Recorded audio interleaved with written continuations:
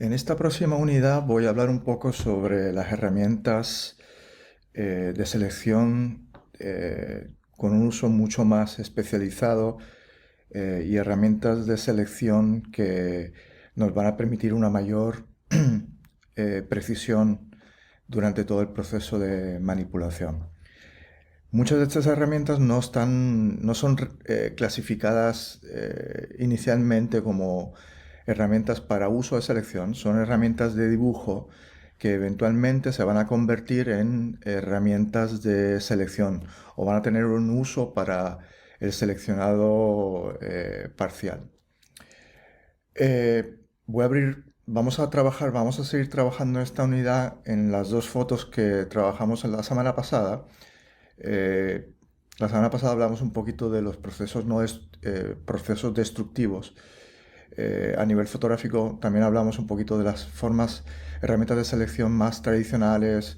Eh, Muchas de ellas a veces no tienen el control, no nos van a dar el control que queremos como especialistas del retoque digital. Eh, por lo tanto, yo voy a abrir estas dos imágenes. Voy a coger esto de excusa también para hablar un poquito del bridge. El bridge tiene la ventana de navegación y visualización con la ventana de previo y después tiene aquí una pestaña de metadata que es bien importante.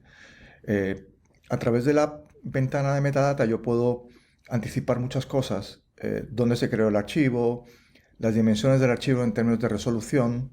Acuérdense, los archivos digitales fotográficos tienen densidades tonales que se logran a través del píxel.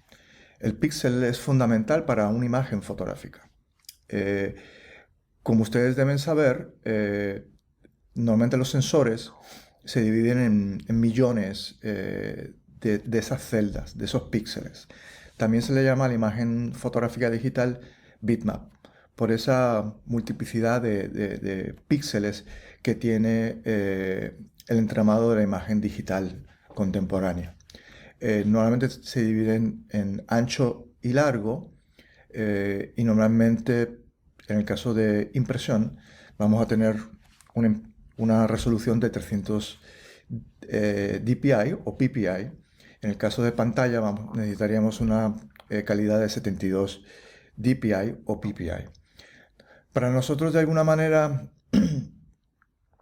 saber cómo una imagen me va a permitir ciertos tamaños de impresión, normalmente lo que yo hago, voy a abrir esta imagen primero, la de la mano, la voy a abrir en Photoshop. Eh, yo determino básicamente esa información original esencial a través de Image Size. Y ahí me va a decir básicamente, como pueden ver, las dimensiones de mi imagen, que son las dimensiones normalmente de mi sensor, 5760 por 3840. Como esto es una imagen de alta calidad, ya da por sentado el sistema que es 300 dpi o ppi, y ya automáticamente la máquina me está diciendo cuál es el tamaño máximo que yo podré imprimir con este archivo, que es un 19.2 por 12.8. Lo que hace la máquina es dividir la resolución, o sea, el tamaño a lo largo lo divide entre 300 y el lado ancho también lo divide entre 300. El resultado final es un 19.2 por 12.8. ¿Qué quiere decir eso? Que para que la imagen de alta calidad se vea bien en impresión necesito por lo menos por pulgada 300 de esos puntos. De ahí donde viene la terminología resolución. Resolución implica eso, que para que la imagen se vea de forma correcta en alta calidad debe tener 300 puntos por pulgada. Ese es el estándar de la industria. Hay dispositivos de impresión que te van a demandar más resolución y hay dispositivos de impresión que te van a demandar menor resolución. Pero el estándar es 300 dpi. Por lo tanto, esto si yo fuese para imprimir, si fuese para trabajarse exclusivamente en, en pantalla, sabemos que la resolución tiene que ser 72.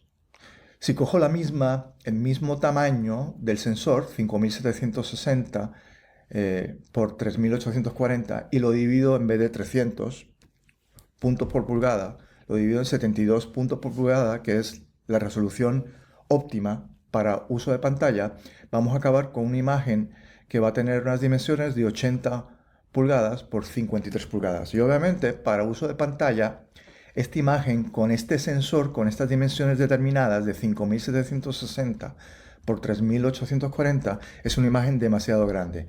Yo tendría que de alguna manera reducir el tamaño de la imagen para que se pueda ver en pantalla óptima y no a una escala demasiado grande. Por lo tanto, yo le voy a dar cancel de nuevo la imagen, no voy a aplicar ningún cambio. Vamos a image size de nuevo para que vean y para que vean que realmente la imagen se ha quedado en el estado original. Al yo darle cancel, no se va a aplicar ningún cambio. Por lo tanto, voy a abrir mi segunda imagen. Abrimos nuestra segunda imagen y lo que yo voy a hacer, la imagen del mapa, la voy a arrastrar y la voy a tirar a mi imagen de la mano, ¿vale? Para asegurarme que las dos imágenes estén en un solo archivo para poder yo, ¿no?, iniciar los procesos de demostración de nuestra nueva herramienta. Al no usar el archivo del mapa 1, lo cierro. Inclusive yo puedo venir al bridge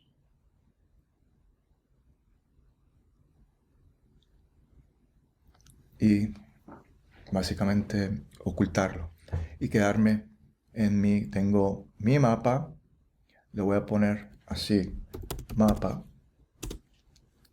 y a este que es el background layer, lo voy a convertir en un layer normal, le doy doble clic para convertirlo en un layer normal y le ponemos mano.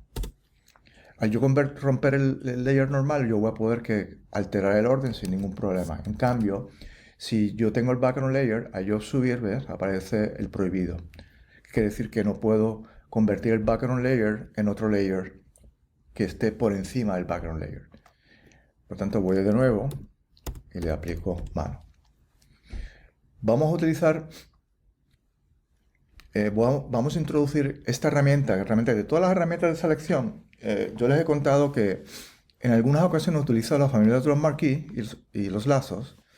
En bastantes ocasiones utilizo no el Magic Wand, el Quick Selection Tool, que es la herramienta más sofisticada de las herramientas de selección por color. Y también utilizo el Color Range, que lo cubrimos también el otro día, ¿no? Select, Color Range. Pero realmente la herramienta que más utilizo en términos de precisión para hacer unas selecciones sumamente precisas y controladas, no es una herramienta de selección per se, es una herramienta de dibujo que se conoce como Pen Tool. Habíamos hablado que dentro de la división del Toolbox tenemos las herramientas vectoriales, ¿no? Estas herramientas son herramientas que migran de Illustrator, vienen de Illustrator y se implementan dentro del contexto de Photoshop para poder hacer dibujos vectoriales. El dibujo vectorial me va a permitir hasta cierto punto evadir la dependencia de la resolución y puedo hacer cambios de escala sin pérdida de calidad. Y eso es sumamente práctica. El Pen Tool, en su versión más tradicional dentro del contexto de Illustrator, es básicamente un shape layer. ¿Ve? Es una forma en la que tú ¿no?, defines, ¿no?, una línea de contorno y básicamente se crea un relleno. Y en Photoshop se crean shape layers. Yo voy a utilizar el Pen Tool, pero lo voy a utilizar no en una forma con color, con un relleno o con un bordeado. Necesito una forma dibujada que me permita dibujar el contorno de la mano, pero que no debe tener color, porque el color va a impedir que uno vea la imagen que uno está siguiendo. Hasta cierto punto, la utilización de los shape layers es bastante impráctico dentro de los métodos de selección. yo tengo que coger el Pen Tool. Los shape layers se pueden crear con el Pen Tool y también se pueden crear a través de diferentes formas que uno accede, ¿no? Por ejemplo, aquí yo puedo crear un shape layer rectangular, elipse, en forma de estrella. Son shape layers que utilizan los elementos vectoriales, pero utilizando como base formas regulares. El Pen Tool me va a permitir, bien parecido a lo que me permitía el lazo, crear formas irregulares a través de creando lo que llaman anchor points. Estos puntos que me van a permitir definir el bordeado de la imagen. A diferencia del polygonal lazo, como vimos en las herramientas anteriores, me va a permitir crear segmentos. El Pen Tool me va a permitir exactamente igual, pero el único problema es que estos segmentos son líneas rectas y hasta cierto punto me va a dificultar la creación de un bordeado orgánico, circular, curvo. Y hasta cierto punto el polygonal lazo se convierte en una herramienta, para mí, muy limitante. Yo voy a seleccionar el Pen Tool y voy a mi Option Bar y yo voy a tener la opción de poder seleccionar un Shape Layer, un Shape Layer o un Path. Si yo quiero crear de un Pen Tool una selección, no debo utilizar el Shape, debo utilizar el Path. Por lo tanto, antes de iniciar el proceso de dibujo, voy a seleccionar Path. Me acerco a la imagen con Command Plus, con la Spacebar, que es otro shortcut para poder moverme dentro de mi canvas, sobre todo cuando estoy bien magnificado. Spacebar me permite automáticamente brincar de la herramienta que tengo seleccionada a la manita. La manita es esta herramienta que tengo aquí abajo, que me permite moverme, ¿no? Tengo que mantener Spacebar apretado para poder mover, ¿no?, por mi canvas, porque mi magnificación es demasiado agresiva. Otra cosa, tengo que abrir mi ventana de Path y voy a empezar a dibujar. Como pueden ver, al yo crear punto a punto,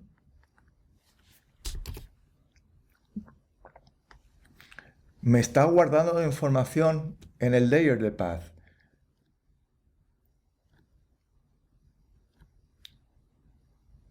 Lo interesante del Pen Tool es que yo puedo moldear la línea recta a una línea curva. Por lo tanto, cada segmento puede tener una forma mucho más orgánica que se adapta a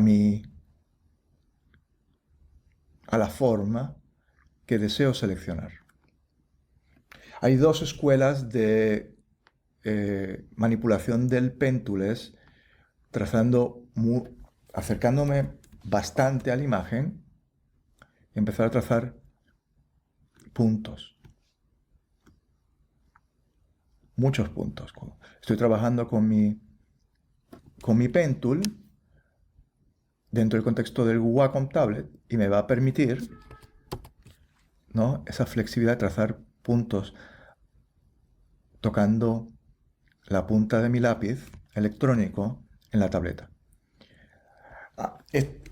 Esta técnica es un poco imprecisa. A mí me gusta más una técnica mucho más metódica, en la que yo trazo menos puntos, ¿no?, y puedo yo, sin soltar el mouse o el lápiz, moldeo la curva. Puedo aquí trazar otro punto, ¿ves?, y puedo moldear.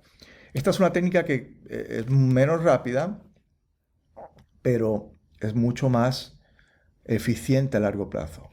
Si se han dado cuenta, ¿ves?, hay zonas que se pueden mejorar, ¿vale?, que no han quedado perfectas. Lo interesante de utilizar esta herramienta, el Pen Tool, es que a posteriori podré yo, de alguna manera, reeditar los puntos y ajustar mi dibujo de una manera mucho más precisa después de haber creado el dibujo. Que esa es la parte que en el lazo, en los poligonales, era mucho más complicada, y en el lazo libre era todavía mucho más complejo. Aquí tengo una flexibilidad. Esto no es una imagen, esto no es una herramienta rápida, es una herramienta que demanda mucho tiempo. Yo puedo estar 15, 20 minutos, básicamente yo tengo un poquito de práctica, por lo tanto, de alguna manera tengo una mayor rapidez, y obviamente yo creo que el hecho de tener una tableta gráfica te da una flexibilidad que el mouse no te va a proveer.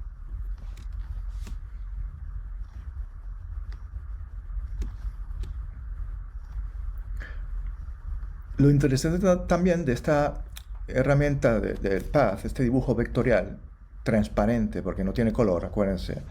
Los paths no tienen color interior, relleno, únicamente tienen una línea de contorno totalmente transparente. Y esa línea de contorno la vamos a convertir eventualmente de dibujo, la vamos a convertir en selección. Y esta es realmente la ventaja de utilizar los paths.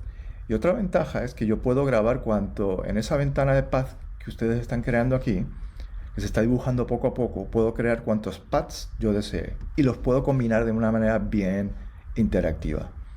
Por lo tanto, tenemos una ventaja sumamente interesante con la implementación del Pen Tool, dentro del contexto de la manipulación.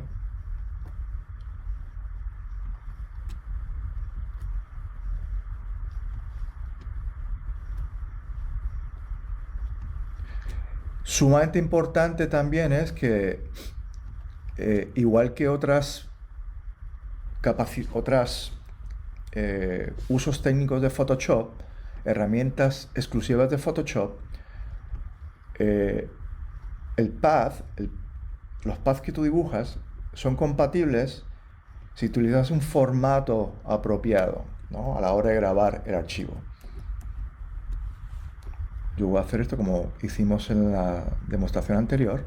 Como pueden ver, a pesar de que es una herramienta bien metódica, he podido yo implementar de una manera bastante rápida. Lo que les iba a decir es que esta es una herramienta que nos permite tener una flexibilidad dentro del contexto de Photoshop. Bien importante que cuando yo vaya a grabar el archivo, esté grabado en formato PSD, formato Photoshop nativo, o formato TIFF, TIF. Esos son los dos formatos que van a permitir esa compatibilidad, y que obviamente todos los paths que yo vaya dibujando se mantengan en memoria cuando abra el archivo. Si lo grabo en JPEG, pierdo layers, pierdo channels, pierdo path. Todas estas posibilidades de manipulación se pierden inmediatamente. Por lo tanto, muy importante, el archivo de trabajo no puede ser un JPEG. Tiene que ser, después de haber abrido mi JPEG, lo tengo que convertir a PSD o a TIFF.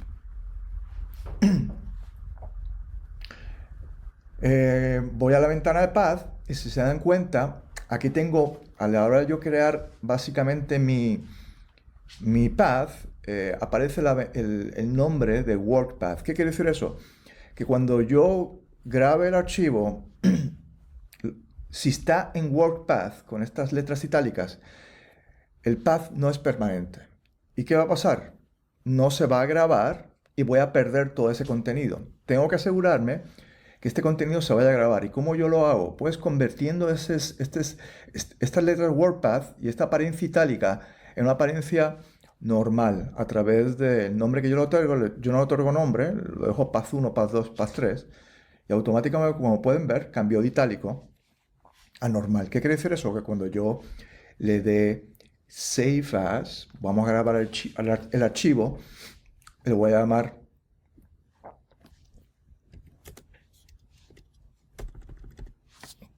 demo path y máscaras. Lo voy a grabar como PSD, lo voy a poner en la carpeta donde están los archivos que estamos utilizando para esta demostración y le doy Save. ¿Vale? Le doy Save, voy a seguir del archivo.